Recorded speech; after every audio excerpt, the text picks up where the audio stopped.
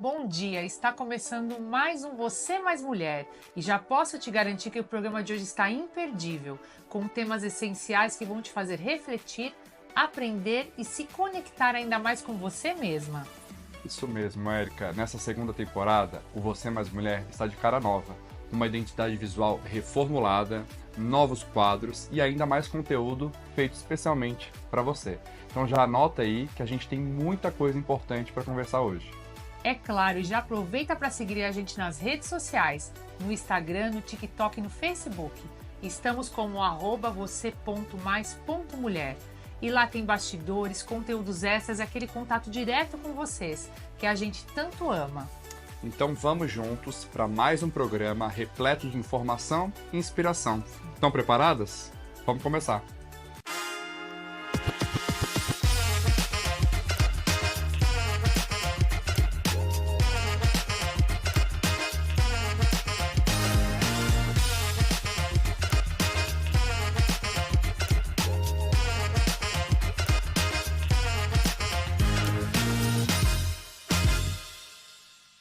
A participação das mulheres na política ela tem crescido, mas os desafios ainda são muitos.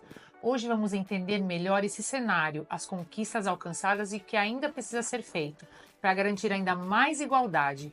Cristiano Mourão está com a gente para falar sobre esse tema fundamental. Vamos conferir. Hoje nós temos o prazer de receber Cristiano Mourão, que é assessor parlamentar do deputado estadual Alex Madureira. Ele veio falar para a gente sobre a presença feminina na política, os desafios enfrentados e como nós podemos avançar nessa pauta. Seja muito bem-vindo a Você Mais Mulher, Cristiano. Obrigado, Érica. É uma honra para nós. Sim. Olá, você que assiste o programa Você Mais Mulher. Obrigado a Érica pelo convite, ao SBT. O gabinete do deputado Alex Madureira, um grande incentivador das mulheres, das suas qualidades, das suas virtudes, agradece imensamente o convite. O crescimento, para mim, da participação da mulher na política brasileira, ele vem se demonstrando extremamente importante em todas as áreas da sociedade, porque a mulher é extremamente importante. Dentro de um lar ela é importante, imagine na política, dentro da sociedade, no meio empresarial, no meio social. A presença da mulher em todos os segmentos da sociedade traz novas perspectivas, novos horizontes a serem vislumbrados pela sociedade. Então, devido ao quadro que nós podemos ver hoje, na legislatura de 2018 a 2022, 23 na verdade, que termina no mês 3, em março, nós tínhamos 19 mulheres parlamentares na Assembleia Legislativa do Estado de São Paulo. E temos que levar em consideração que estamos falando do parlamento mais rico, do estado mais rico, do maior parlamento do país, um dos maiores do mundo. Na legislatura anterior, de 2018 a 2023, nós tínhamos 19 mulheres. Hoje nós contamos com 25 mulheres, lembrando que esses dados podem sofrer alterações devido, inclusive, às eleições municipais agora, onde algumas mulheres conseguiram ascender até cargos de prefeita. Esse dado é muito importante porque mostra realmente a participação da mulher, e mudanças significativas no cenário político, como mais projetos de leis voltado realmente ao público feminino. Bom, sim, na minha opinião, a participação das mulheres ainda precisa crescer e muito, levando em consideração que nós tivemos o direito ao voto depois de muitas e muitas lutas de mulheres. Em 1932, o direito adquirido do voto feminino, que era uma coisa extremamente arcaica, pessoas que são como nós, são apenas um sexo, um gênero oposto, mas que têm os mesmos direitos. Em 1932 foram conquistados o direito ao voto e de lá para cá lutas e lutas aconteceram. E hoje a mulher ainda vem galgando esses espaços com um certo preconceito, por se ter em consideração que era um ambiente e ainda é basicamente masculino. Sim, eu acredito que a participação das mulheres no cenário político precisa aumentar, tendo em vista que são excelentes administradoras. Temos excelentes exemplos como as próprias filhas do nosso grande e saudoso Silvio Santos herdaram um império e lidam com isso de maneira exemplar. É tão bonito ver as filhas atuando quanto eu via o próprio Silvio Santos. É grandioso ver a desenvoltura delas, mesmo após uma perda tão grande para nós brasileiros. Imagine para elas que são filhas. Então a participação das mulheres precisa crescer, são excelentes administradoras, são excelentes políticas. E eu acredito que um dos principais desafios para essas mulheres é o assédio, nesse meio tão machista, onde alguns homens tentam de uma maneira ou de outra assediá-las, induzi-las a não tentarem esse tipo de cargo, ou mesmo quando chegam lá, é muito difícil que façam alguma coisa. No entanto, nós falamos de uma minoria masculina que pensa dessa forma. Por exemplo, como o deputado Alex Madureira, que mantém em seu gabinete grande parte das suas assessoras são mulheres. Posso citar um grande exemplo que é a doutora Miriam, que assumiu uma secretaria recentemente em Piracicaba, uma mulher de fibra, advogada. E acho que esses são um dos principais desafios enfrentados pelas mulheres e que elas podem sim crescer, lutando e reivindicando mais espaço, com muita coragem, seguindo o belo exemplo das filhas do nosso saudoso Silvio Santos lá no SBT, que lidam com maestria na direção da emissora. Existem políticas partidárias e políticas de Estado também, a nível federal, como, por exemplo, o próprio TSE, Tribunal Superior Eleitoral, determina que o coeficiente mínimo de 30% deve ser preenchido pelo público feminino. Claro que a gente tem muitos desafios para que esse público seja realmente, como eu posso dizer, um público que vá concorrer a esses cargos eletivos. Na grande maioria dos partidos, por própria experiência, a gente consegue ver que isso não funciona. A grande maioria colocam mulheres só para preencher, alguns colocam até nome, porém nós vemos grandes partidos aí atuando de uma maneira exemplar, como posso citar o PL, sem sombra de dúvidas, como abrindo diretórios femininos, diretórios dirigidos, né, por mulheres que realmente nos dão orgulho, mulheres que lutam pelos seus direitos políticos e pelo direito de todos os cidadãos, no geral. Eu acredito que incentivos dos próprios partidos políticos, como a criação de diretórios liderados, né, por mulheres que são excelentes administradoras, incentivos governamentais, como por exemplo os locais, preparação, né, uma educação política para essas mulheres. Nós temos um exemplo aí desastroso de uma presidenta que se intitulava a Presidenta e acabou sendo impeachmentada. Foi uma vergonha, foi triste, porque para mim foi a primeira mulher presidente do nosso país. Já houveram outras regentes, como Carlota Joaquina, se não me falha a memória, que foi regente do país por alguns dias, com a saída do seu marido do Brasil, ou do país, ou do estado. Mas foi uma coisa desastrosa realmente, porque ela não tinha preparo intelectual e acabou, de fato, afundando. Porém, com erros nós podemos aprender, incentivos federais, incentivos partidários dos próprios parlamentares, reservando vagas em seus gabinetes, estrutura para essas mulheres, né, um amparo psicológico, intelectual. E é muito importante, uma mulher preparada intelectualmente vai trazer grandes resultados para a sociedade.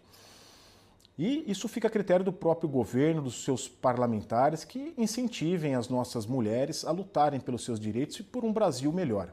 Eu acho que nós poderíamos fazer, né, que a pessoa que está no meio público, né, no meio político, reservar algumas vagas aí nos gabinetes, os próprios deputados, vereadores, prefeitos, vice-prefeitos, governadores, reservar vagas em seus gabinetes para as mulheres, tendo em vista que são excelentes administradoras. E mais uma vez eu coloco aqui o grande exemplo das filhas do nosso saudoso Silvio Santos, que administram com maestria a nossa emissora SBT.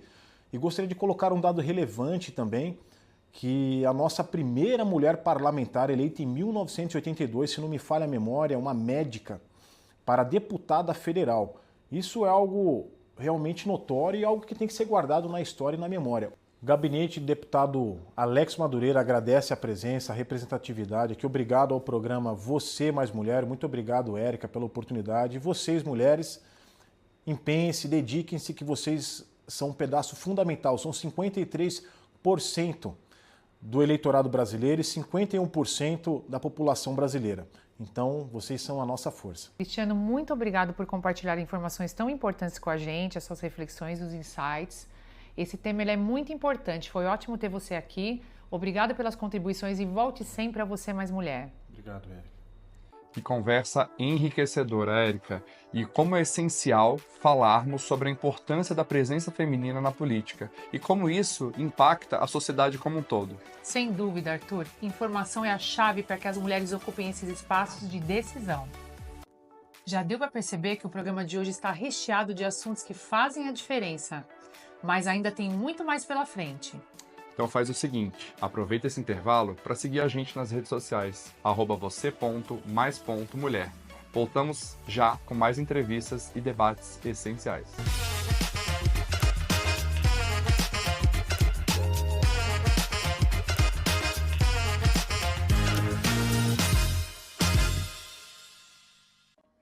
Ei, minha amiga, tudo bem? Por acaso você está se sentindo um pouco irritada, angustiada, sensação de pavio curto ou sentindo oscilações de humor na TPM, climatério ou inclusive na menopausa? Então deixa eu te apresentar o Briófilum argentocultum. Ou melhor, você pode chamar de brió. É um medicamento antroposófico que ajuda a equilibrar emoções, aliviar a ansiedade, a sua inquietação, cansaço e angústia. E além disso, ele também pode melhorar o seu sono e trazer momentos de bem-estar, principalmente depois de momentos difíceis. Mas sempre com a indicação do seu médico, hein? Quer saber mais? Então aponte a câmera para esse QR Code e descubra onde encontrar o Brió e toda a linha de produtos Veleda. Além disso, você pode usar esse cupom aqui embaixo e ganhar mais uns descontinhos no site. Veleda, porque a sua saúde importa. Saúde, bem-estar, estilo de vida e empoderamento feminino. Essa é a essência do Você Mais Mulher, um programa semanal feito para inspirar, informar e transformar. Com uma abordagem leve e dinâmica, trazemos especialistas renomados e histórias reais de superação para impactar diretamente a vida de mulheres em todas as etapas. Aqui o foco é conectar, emocionar e trazer soluções práticas para o dia a dia. Transmitido pela VTV, SBT São Paulo, o programa Você Mais Mulher alcança surpreendentes 8 milhões de telespectadores em 67 cidades, incluindo a Baixada Santista e o interior paulista, regiões economicamente vibrantes e em constante evolução. Além disso, o programa também marca presença na TV+, ampliando seu alcance para mais 6 milhões de telespectadores no Rio Grande do Sul. Com conteúdos acessíveis e envolventes, chegando a um público que valoriza qualidade e inovação, o Você Mais Mulher traz para você a oportunidade única de unir sua marca a valores como empatia, inspiração, diversidade e bem-estar. Vamos juntos transformar vidas? Você Mais Mulher. Porque a mulher com informação é ainda mais poderosa.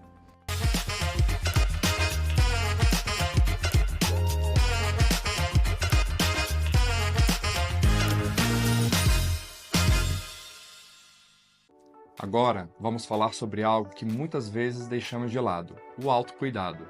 Como construir um relacionamento mais saudável com nós mesmos? Como transformar pequenas mudanças em grandes impactos no nosso bem-estar? Tomás Schultz está aqui para trazer reflexões valiosas sobre esse tema. Vamos conferir? Hoje nós temos a honra de receber Thomas Schultz, que é psicólogo especializado em relacionamento, palestrante e reconhecido por ajudar as pessoas a superarem términos e construírem conexões saudáveis e entender melhor a si mesmas. Seja muito bem-vindo a Você Mais Mulher, Thomas. É um prazer estar aqui. Sim. Ele está aqui para conversar com a gente sobre a importância da mulher se relacionar consigo mesma antes de qualquer outra relação. Thomas, como uma mulher pode desenvolver um relacionamento saudável consigo mesma antes de buscar um relacionamento amoroso? Eu acredito que essa é a pergunta mais importante que tem, porque a gente só consegue entrar num relacionamento de forma saudável quando a gente tem uma boa relação com a gente. Como é que a gente espera que uma outra pessoa vá tratar bem a gente se a gente não se trata bem? Eu acho que hoje em dia a maior dificuldade que as pessoas têm é de ficar sozinhas com elas mesmas. Então elas preferem, ou na verdade, elas tentam colocar uma pessoa para preencher esse lugar, ou então esse vazio que elas não conseguem preencher. É como se você colocasse a responsabilidade na outra pessoa de te fazer feliz. Thomas, nós recebemos várias perguntas das telespectadoras pelo Instagram e uma delas é: quais são os sinais de que uma mulher está emocionalmente preparada para iniciar um novo relacionamento após terminar um término difícil? Olha, o que acontece quando a gente está passando por um término? Geralmente a gente tem alguns sintomas. A gente perde a motivação em fazer aquilo que antes dava prazer para a gente fica com uma dificuldade enorme em ter concentração em uma única tarefa, por isso que você não consegue se concentrar no trabalho. E a gente também perde a libido por causa dos hormônios de estresse que são liberados. Então eu sempre falo para as minhas pacientes que quando elas começam a voltar a sentir vontade de beijar na boca, isso já é um ótimo sinal de que elas já estão começando a ficar preparadas. Eu sempre digo que a gente não deve, nem deve esperar ficar 100% curada para a gente entrar numa nova relação ou se abrir. É claro que a gente não pode estar completamente machucada para a gente não levar aí as nossas feridas para uma outra pessoa com a esperança de que ela vai curar. Mas eu acredito que minimamente ali curada a gente já está preparado para entrar numa nova relação. E de que forma a autossuficiência emocional ela pode impactar positivamente os relacionamentos amorosos de uma mulher? A autossuficiência ela tem dois lados, tem um positivo e um negativo. O positivo é que a gente só deixa entrar na nossa vida quem realmente faça bem pra gente, porque se a gente sozinho a gente está bem, uma outra pessoa tem que vir para somar e para a gente ficar melhor ainda.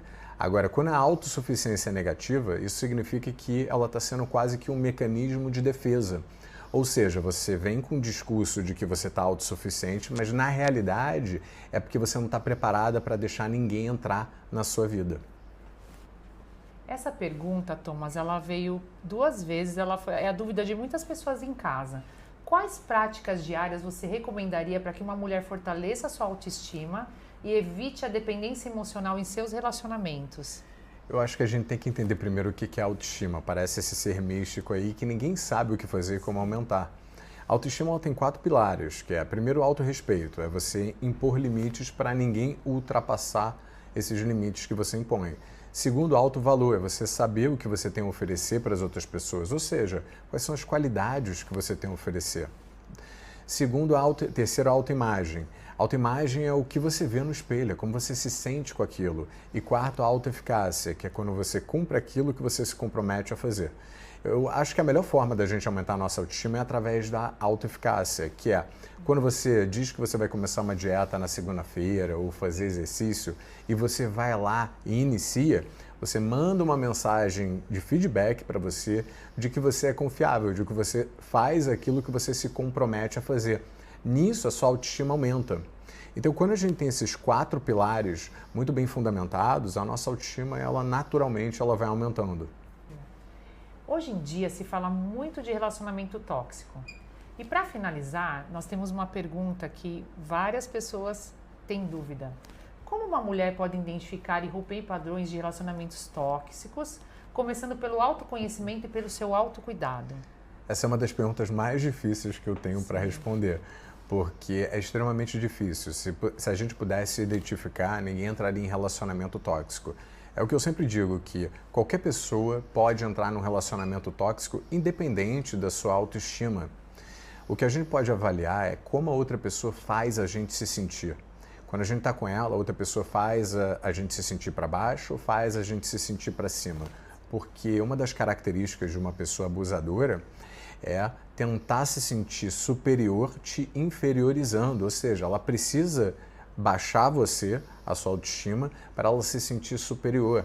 É como se você fosse ali a fonte de energia dela. Quanto mais ela te consome, mais força a outra pessoa ganha. Então, no final das contas, o que a gente tem que entender é o que essa outra pessoa faz com a gente e como ela faz a gente se sentir. Eu vejo muitas pacientes, pelo menos, que estão entrando em relacionamento tóxico um atrás do outro, porque o que acontece é que quando você conhece uma pessoa e você está nesse relacionamento tóxico e você consegue sair dele, você fica com a sua autoestima completamente no chão. E isso faz com que você se torne mais suscetível para uma outra pessoa abusadora entrar na sua vida. Então é super importante a gente quebrar esses padrões. Como é que a gente quebra esse padrão? Com afastamento. A gente sai de um relacionamento abusivo e a gente se dá um tempo, dá tempo ao tempo para a gente conseguir se recuperar, para a gente se envolver com pessoas que gostam da gente, que amam a gente, que faz bem para a gente e para a gente também procurar coisas na nossa vida que elevem, inclusive, o nosso prazer, que foi tirado pela outra pessoa. Dessa forma, você consegue se blindar um pouco mais para que você evite entrar num novo relacionamento abusivo. Thomas, muito obrigada por seus esclarecimentos. Você deu uma aula pra gente. Você é sempre muito bem-vindo aqui no Você Mais Mulher. E você tem alguma mensagem para deixar para as mulheres que seguem a gente? Prazer, Érica. Foi um prazer aqui poder distribuir um pouquinho desse conhecimento que eu trago da prática clínica. Eu tenho uma frase que eu carrego comigo e, na verdade, está até num quadro na minha casa, em cima da minha cama, que é: onde me encontro, nunca estarei só. Eu acho que esse é um recado super importante para a gente entender o papel da autossuficiência, da gente estar bem com si próprio para a gente poder entrar num relacionamento de forma saudável. Que entrevista inspiradora, Arthur. O Thomas trouxe pontos essenciais sobre cuidar de nós mesmas e não é egoísmo, é necessidade. Exatamente, Érica. O bem-estar começa na forma como nós nos tratamos. A alimentação tem um impacto direto na nossa saúde. E quando falamos de fertilidade, isso se torna ainda mais importante. A doutora Michele Sequin, ela vai agora nos mostrar como os hábitos alimentares podem ser aliados nesse processo. Vamos conferir então? Bom, quando a gente fala em fertilidade, primeira coisa que a gente precisa entender é como está o estado de saúde do casal. Só que o nosso foco principal aqui é a mulher, então a gente vai falar da saúde feminina.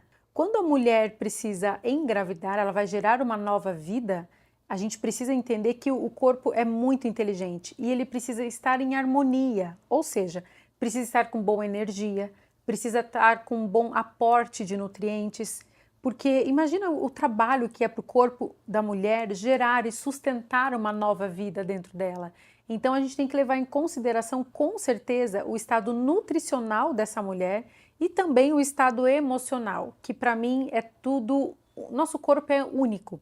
Então não tem como a gente desmembrar e como a gente separar essa atenção que a gente tem que dar para cada uma dessas partes da saúde da mulher.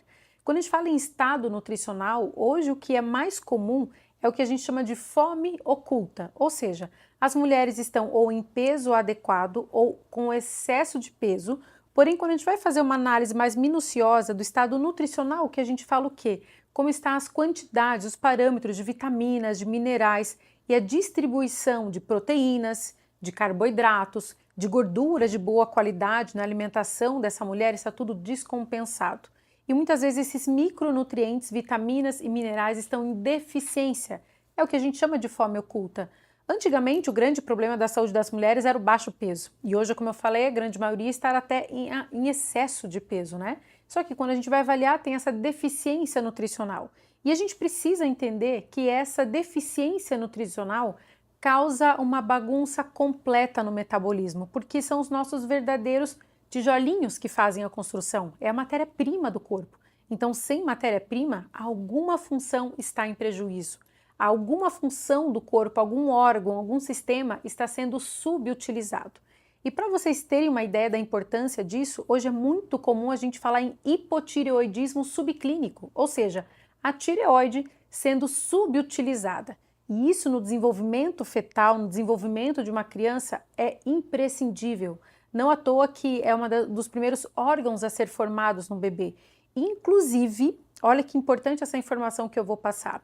A mãe com hipotireoidismo tem uma chance muito grande de desenvolver uma vida, um bebezinho com alteração cognitiva. Então, muitos dos problemas que a gente vê em grande número hoje na sociedade, crescendo cada vez mais diagnósticos, a grande parte é alteração nutricional. Ou seja, que a gente consegue evitar com toda certeza. Não à toa trabalho com isso já há 14 anos. Tenho super bebês, como eu costumo chamar, que são bebês que são desenvolvidos e preparados desde antes da gestação. Então as mães acabam tendo uma boa fertilidade e até vou compartilhar com vocês que antes de chegar aqui no programa, acabei de receber mais um beta positivo de uma paciente que estava no meio do tratamento e engravidou, porque é isso que acontece. Quando a gente melhora o sistema, a gente desinflama e a gente nutre corretamente, é natural para o corpo. Essa gestação acontece de uma forma mais leve, mais tranquila e mais rápida também.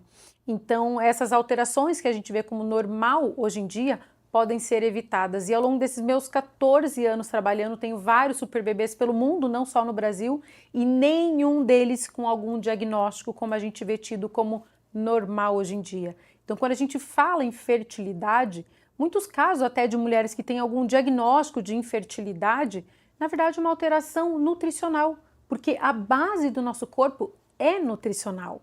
Se está em deficiência de algo ou em excesso de alguma outra coisa, o corpo está em desequilíbrio. E como ele vai gerar uma vida se ele está em desequilíbrio? Não é natural, não é da nossa natureza conseguir fazer isso. Então, quando a gente desintoxica o organismo de uma forma importante, para e pensa como a gente está exposto a toxinas hoje em dia, na nossa rotina, na nossa vida. Pensa que, inclusive, o que você passa na sua pele, o nosso corpo absorve. Não à toa, a gente tem uma forma de suplementação transdérmica de várias substâncias, justamente porque tudo que a gente coloca em contato com a pele, a gente absorve. Então, muitos dos produtos que você pode estar utilizando no dia a dia como cosméticos podem, inclusive, estar te intoxicando e fazendo alterações nos seus hormônios. E isso também prejudicando a sua fertilidade. Água contaminada, o ambiente completamente contaminado, o solo de onde vem o alimento. Então, o nosso corpo, o nosso organismo está muito mais exposto a toxinas. E tem sim formas boas da gente conseguir diminuir essa exposição e, ao mesmo tempo, também a gente estimular uma desintoxicação do nosso organismo. E, em segundo passo, a gente precisa nutrir corretamente, identificar quais são as deficiências do seu organismo e adequar, ajustar. Para mim é como uma orquestra. A gente precisa organizar tudo para que tudo esteja alinhado e a gente consiga ter uma boa sinfonia, digamos assim, que é um corpo saudável, em harmonia, como eu costumo falar, em homeostase. Aí sim, a fertilidade da mulher está sendo melhor explorada, melhor olhada, melhor nutrida. E quando a gente fala de saúde emocional, a gente precisa parar para pensar o quanto essa mulher hoje está sendo exposta a tanto estresse que não é da natureza, não é da biologia da mulher, né? Não é da natureza da mulher ter que trabalhar, trazer o provento para dentro de casa, ao mesmo tempo administrar todas as funções da casa. Então isso gera um estresse muito grande para a mulher e isso também pode impactar na sua fertilidade. Então a gente precisa buscar formas de ter válvulas de escape de todo estresse, parar e olhar justamente como está a nossa rotina e fluir, digamos assim, né? Organizar a sua rotina de tal forma que não seja um peso, mas sim uma forma que você consiga, que realmente faça sentido. Muitas mulheres na rotina do meu consultório não se dão conta. Quando eu começo a fazer perguntas, vem uma emoção e elas começam a se dar conta o quanto elas se deixaram para trás, o quanto elas só estão vivendo no automático e acabam não priorizando o mais importante, que é a própria saúde. Então, nós temos que cuidar de nós primeiro, para justamente a gente conseguir dar conta, bem, feliz e plena de todas as outras funções que a gente tem que fazer, inclusive da família. E é importante você entender que a mulher é sim o coração da casa. E quando ela está bem, a família está bem. Quando ela não está bem, pode ter certeza que todos à volta sentem. Enquanto a gente fala de fertilidade, a gente sim precisa pensar, então, voltando, estado nutricional e emocional. Então, com essa conversa aqui de hoje, eu espero que você possa parar alguns minutinhos, refletir, fazer uma autoanálise, sabe? De como está a sua rotina, de como está a sua vida, de como está a demanda da sua vida e onde pode estar vindo essa falta de fertilidade ou o que você pode fazer para otimizar a sua fertilidade e trazer com muita saúde o bem mais precioso para essa vida, que é o seu futuro filho. Que aula incrível, Arthur! Muitas vezes nós nos damos conta de como a alimentação ela pode impactar não só na nossa saúde, mas também na nossa jornada reprodutiva. Exatamente, Érica. E agora, a doutora Michele acabou de trazer explicações muito claras sobre isso. A ansiedade, ela faz parte da vida de muitas mulheres e pode impactar nossa rotina de várias formas. O Dr. Ricardo Abel Evangelista, ele vai nos ajudar a entender como isso acontece e como podemos fazer para lidar melhor com essa realidade. Vamos conferir agora uma conversa que é essencial. Ansiedade. Será que a ansiedade é um problema ou é normal? As duas coisas. A ansiedade eu costumo comparar como se fosse a temperatura do corpo. Se você mede com um termômetro e a sua temperatura é 36,5, tá normal. 36,8, tá normal. Mas se der 38,5 já é febre. Não é assim? A ansiedade é algo do tipo. Dentro de certos limites, a ansiedade é uma emoção natural que todo mundo tem, que não é uma doença. Então é comum uma pessoa sentir ansiedade quando está numa expectativa de algum fato novo, um filho que vai nascer, o resultado do vestibular, a entrevista de emprego que está chegando. Então, até certo ponto, a ansiedade ela faz parte da vida. E ela é uma emoção natural que movimenta a pessoa.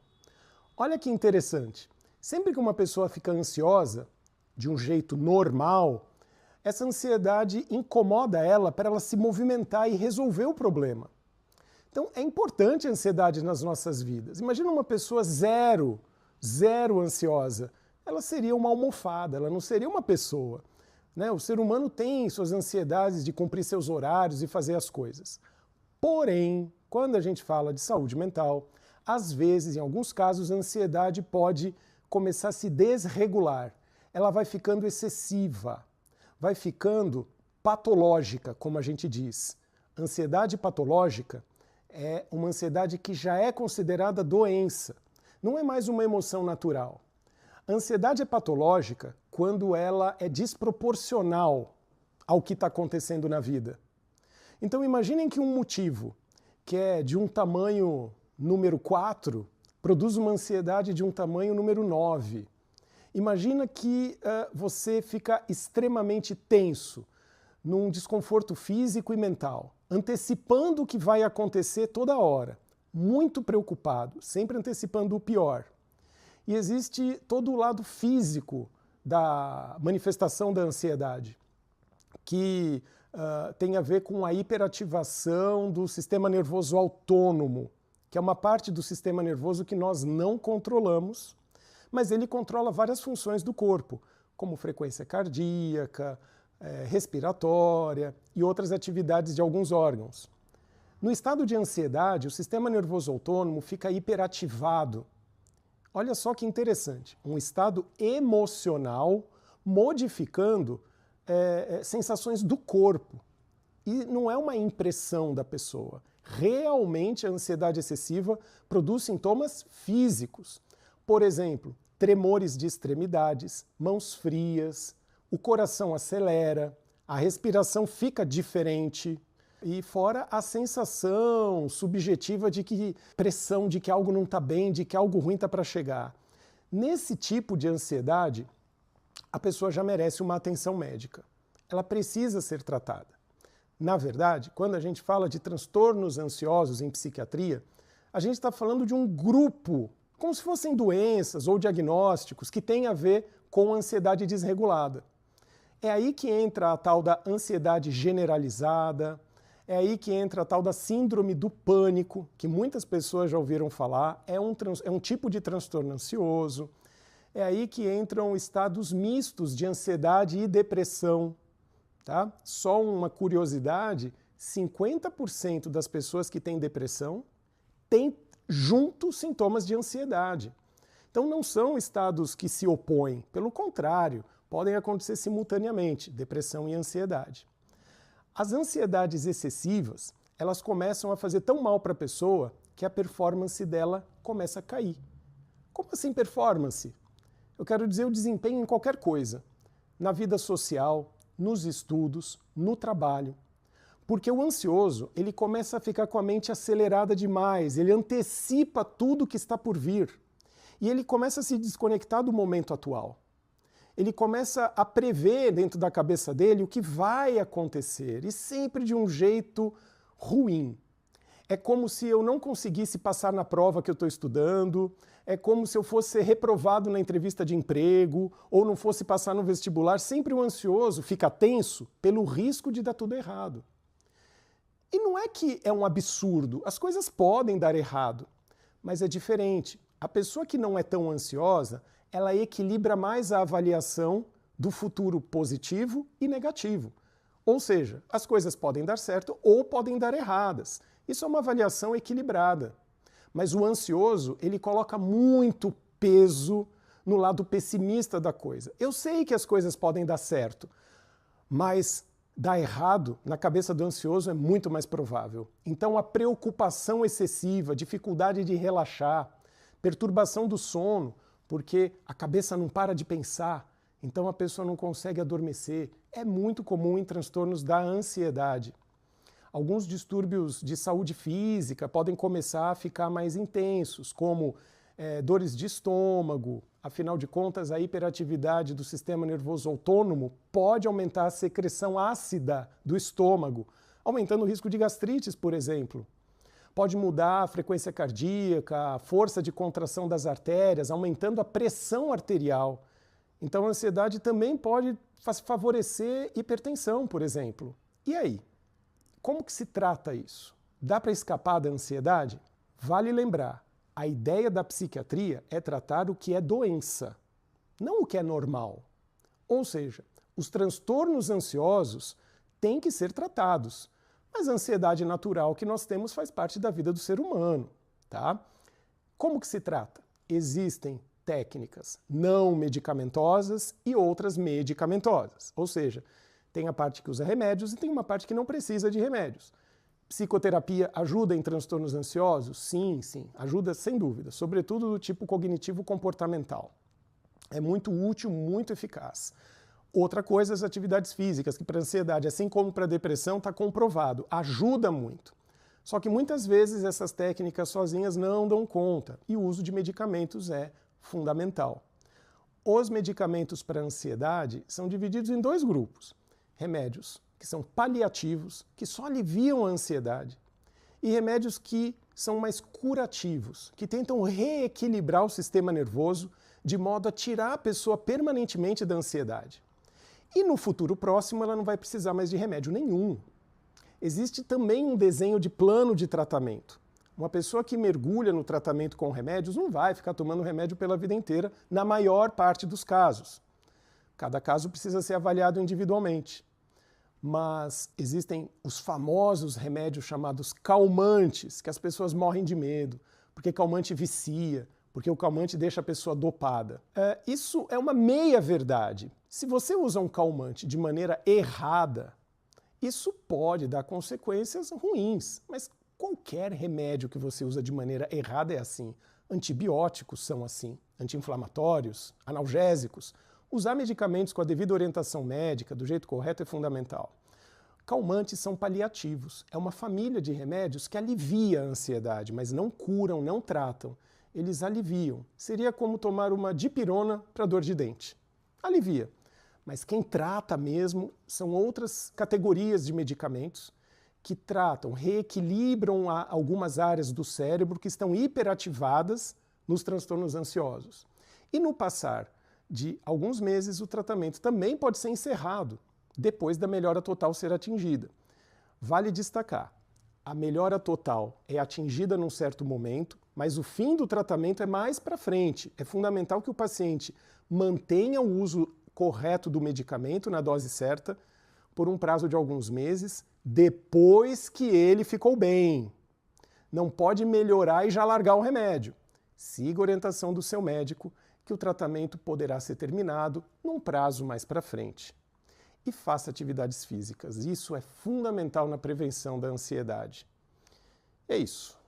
Bom, que papo necessário, né, Érica? A ansiedade, ela tem se tornado um problema cada vez mais comum. E entender como ela funciona é realmente o primeiro passo para buscar um equilíbrio. Sem dúvida, Arthur. E o Dr. Ricardo trouxe insights super valiosos.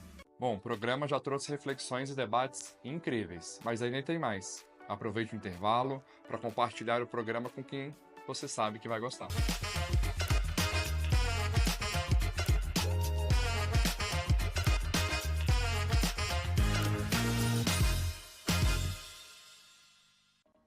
Ei, minha amiga, tudo bem? Por acaso você está se sentindo um pouco irritada, angustiada, sensação de pavio curto ou sentindo oscilações de humor na TPM, climatério ou inclusive na menopausa? Então deixa eu te apresentar o Briófilum argentocultum. Ou melhor, você pode chamar de brió. É um medicamento antroposófico que ajuda a equilibrar emoções, aliviar a ansiedade, a sua inquietação, cansaço e angústia. E além disso, ele também pode melhorar o seu sono e trazer momentos de bem-estar, principalmente depois de momentos difíceis. Mas sempre com a indicação do seu médico, hein? Quer saber mais? Então aponte a câmera para esse QR Code e descubra onde encontrar o brió e toda a linha de produtos Veleda. Além disso, você pode usar esse cupom aqui embaixo e ganhar mais uns descontinhos no site. Veleda, porque a sua saúde importa. Saúde, bem-estar, estilo de vida e empoderamento feminino. Essa é a essência do Você Mais Mulher, um programa semanal feito para inspirar, informar e transformar.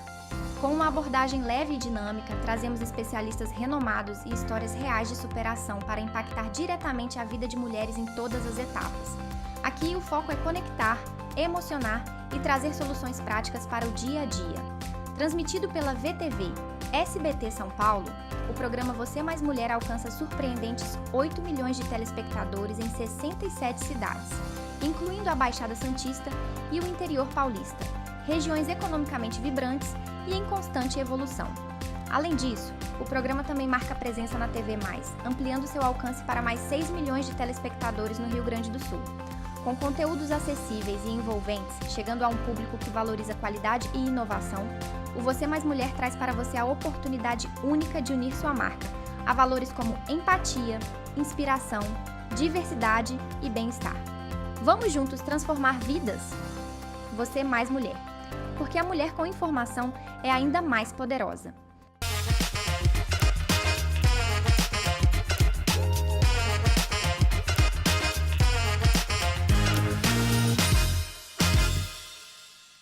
E agora vamos mergulhar em um tema que nos conecta com a nossa essência e nos ajuda a enxergar a vida de outra forma. A Cabala é uma ferramenta poderosa para o autoconhecimento e o equilíbrio. Luna Dueck está de volta para continuar essa jornada com a gente. Vamos conferir? Agora temos o prazer de receber Luna Dueck, que vai compartilhar com a gente mais sobre a Cabala, essa sabedoria milenar que pode nos ajudar a compreender melhor a vida e encontrar equilíbrio em meio aos desafios. Seja muito bem-vinda ao Você Mais Mulher, Luna. É uma alegria ter você aqui com a gente. Muito obrigada, Érica. É sempre um prazer estar aqui no seu programa incrível, trazendo essa sabedoria que tanto pode mudar a nossa vida. Muito obrigada.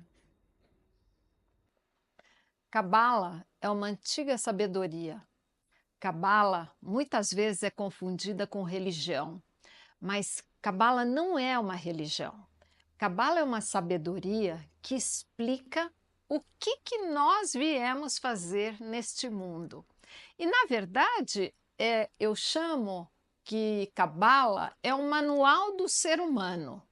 Porque a gente muitas vezes, aliás, na verdade, na nossa vida, a gente vem para esse mundo sem saber como conquistar um relacionamento, sem saber se aquele trabalho que eu tanto quero naquela firma é o melhor para mim, como é que eu devo falar com os meus filhos.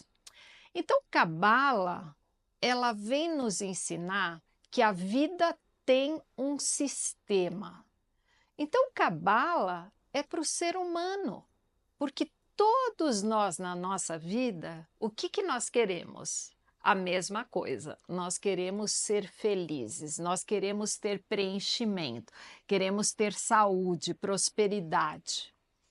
Mas, de acordo com os nossos 5 sentidos, a gente sabe que existem regras nesse mundo, que são regras baseadas a conceitos que grupos formaram, mas os cabalistas, eles vêm nos ensinar que essa realidade que a gente vive, esse mundo físico, ele é apenas 1% da nossa realidade, gente.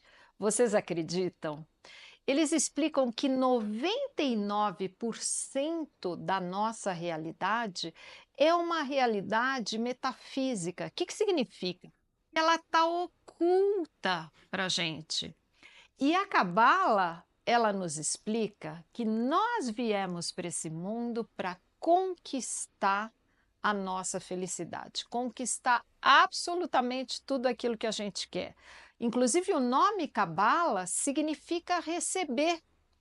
Então, como é que funciona esse sistema?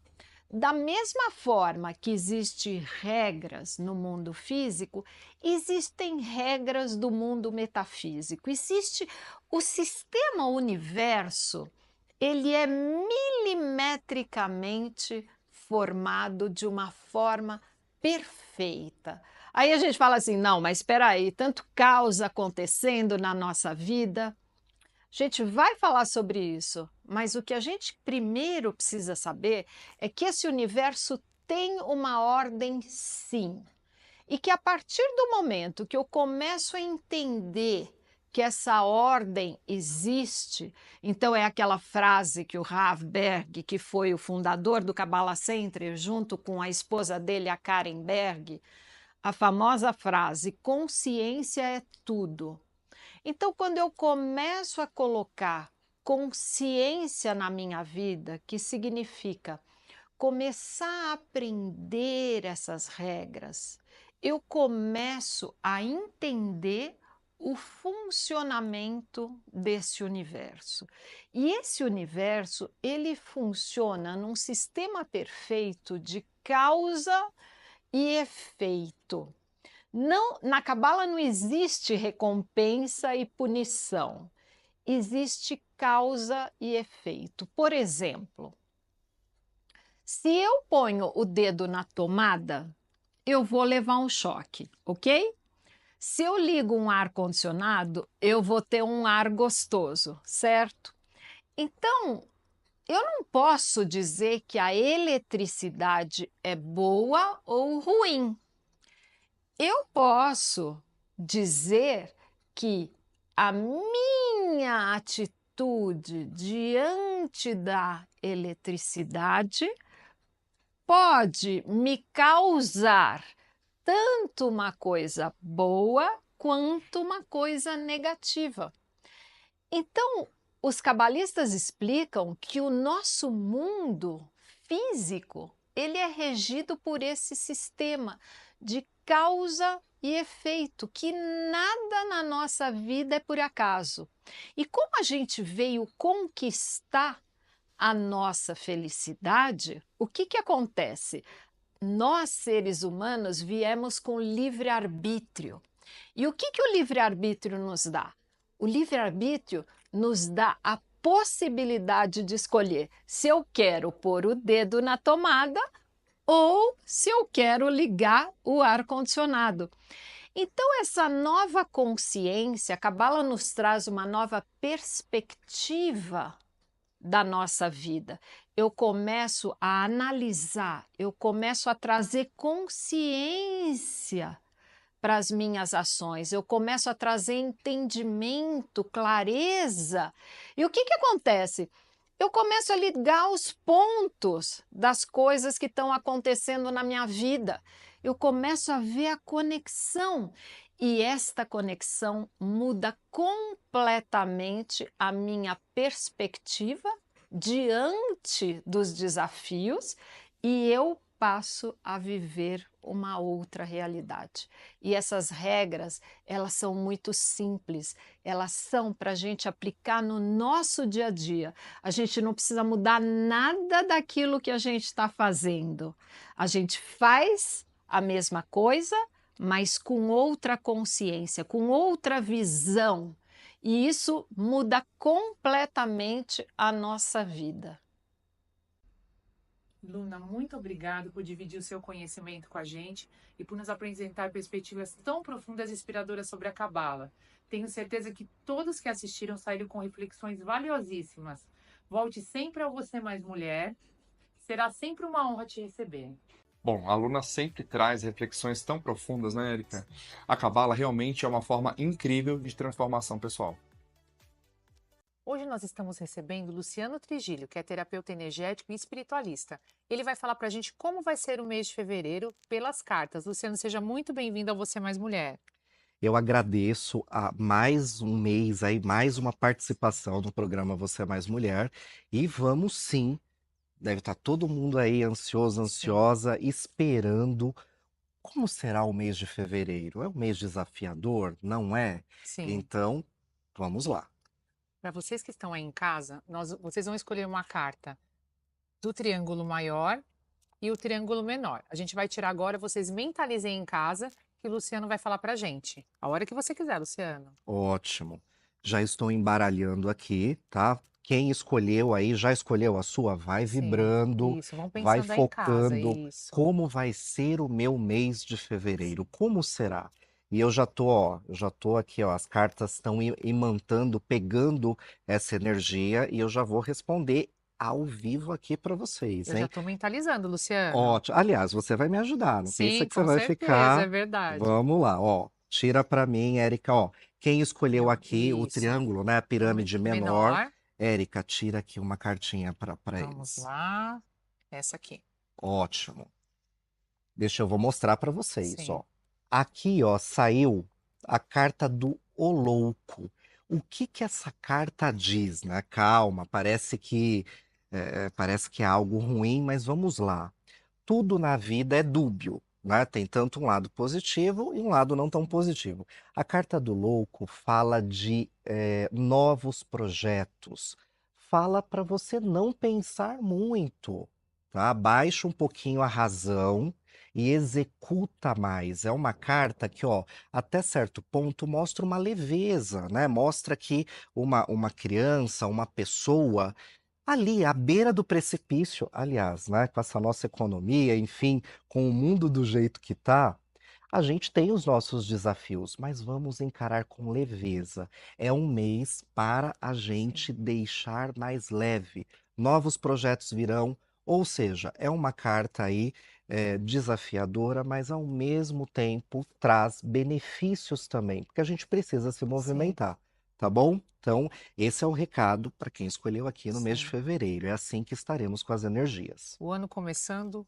vindo muita coisa boa por aí, né, Luciano? Sim, com certeza. Agora, para quem escolheu a pirâmide maior, lá. Tô aqui, ó, embaralhando, Sim, vai vibrando vamos junto. mentalizando aí em Ó, casa. tô aqui, ó, já quero que saia aqui a carta que representa o mês de fevereiro aí, né, para todos que Isso. escolheram aqui, né? Quem for assistir também depois, dá para escolher do mesmo jeito. Sim, Érica, vamos me ajuda. lá, vamos Olha só. lá. Aqui, essa aqui, ó. Olha, logo a da ponta. Você viu?